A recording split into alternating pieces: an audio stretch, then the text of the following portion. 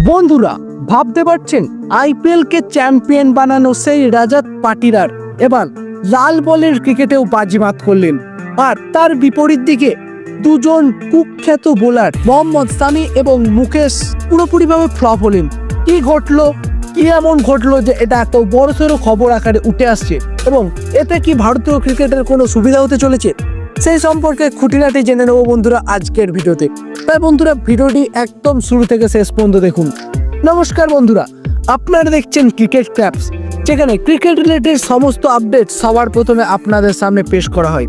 আর আপনারা যদি এর থেকেও ফাস্টেস্ট ওয়েতে ক্রিকেট রিলেটেড আপডেট পেতে চান, তাহলে অবশ্যই আমাদের ডেসক্রিপশন বক্সে থাকা লিঙ্কে ক্লিক করে আমাদের টেলিগ্রাম চ্যানেল এবং হোয়াটসঅ্যাপ চ্যানেলে যোগ হতে ভুলবেন না, কারণ সেখানে আমরা ক্রিকেট রিলেটেড সমস্ত আপডেট বন্ধুরা আমাদের ইউটিউবের আগে দিয়ে থাকি। তাই আপনি যদি ক্রিকেট রিলেটেড সমস্ত আপডেট সবার প্রথমে পেতে চান, তাহলে অবশ্যই ডেসক্রিপশন বক্সে থাকা লিঙ্কে ক্লিক করে আমাদের টেলিগ্রাম চ্যানেল এবং হোয়াটসঅ্যাপ চ্যানেলে যোগ হয়ে যান। দিলীপ ট্রফিতে একেবারে পাল্টে দিল ক্রিকেটের চিত্র। বন্ধুরা, ভারতের দুই তারকা পেসার মোহাম্মদ সামি এবং মুকেশ কুমার চরমভাবে ব্যাট তোলেন, আর অন্যদিকে রাজাত পাটিদার ব্যাট হাতে একদম ঝড় তুলে দিলেন। চোট থেকে ফিরে তিনি একদম বিশাল ছন্দ দেখিয়ে দিলেন।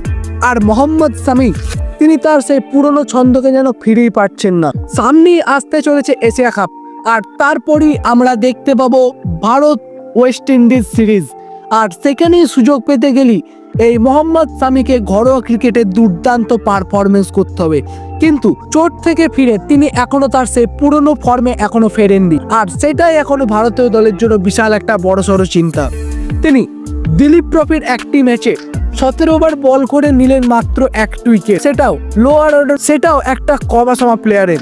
আর মুকেশ কুমার তিনি তো 11.5 ওভার বল করেও একটাও উইকেট তুলে নিতে পারলেন না। কিন্তু বন্ধুরা, এখন একটা সব থেকে বড় সড়ো নজর কাড়া খবর হলো রাজাত পাটিদার মধ্যাঞ্চলের হয়ে খেলতে নেমে তিনি 96 বলে 125 রানের একটা বিস্ফোরক ইনিংস খেললেন, যার মধ্যে 21টা 4 এবং 3টে বিশাল ছক্কা ছিল। মনে আছে তো বন্ধুরা, আইপিএল এর সেই আগুন ব্যাটিং এবার সেটা তিনি ফুটিয়ে তুললেন এই টেস্ট ক্রিকেটের ম্যাচেও। কয়েক মাস আগেই আইপিএল এ তিনি আরসিবি কে চ্যাম্পিয়ন করেছিলেন এই রাজাত পাটিদার। এবার মিডল অর্ডার ভারতীয় টেস্ট দলের জায়গা করে নেওয়ার জন্য তিনি পুরোপুরিভাবে মরিয়া। এই ইনিংস নিঃসন্দেহে সিলেক্টরদের দৃষ্টি কাড়বে। তাহলে বন্ধুরা, আপনাদের কি মনে হচ্ছে, এই ফর্মে কি রাজাত পাটিদার ভারতের মিডল অর্ডারের সমস্যার সেরা সমাধান হতে পারেন? কমেন্টে লিখে জানান আপনার মতবাদ। আর আপনার যদি এই ভিডিওটি ভালো লাগে, তাহলে অবশ্যই ভিডিওটি লাইক করুন, এবং চ্যানেলে নতুন হয়ে থাকলে চ্যানেলটি সাবস্ক্রাইব করে পাশে থাকা বেল আইকনটি প্রেস করতে ভুলবেন না। তাহলে বন্ধুরা, আজকের জন্য এই পর্যন্তই। ফিরে আসছি খুব শীঘ্রই নতুন কোনো ক্রিকেট রিলেটেড আপডেট নিয়ে। ততক্ষণের জন্য সুস্থ থাকুন, ভালো থাকুন এবং ক্রিকেটের প্রেমে হাবুডুবু খেতে থাকুন।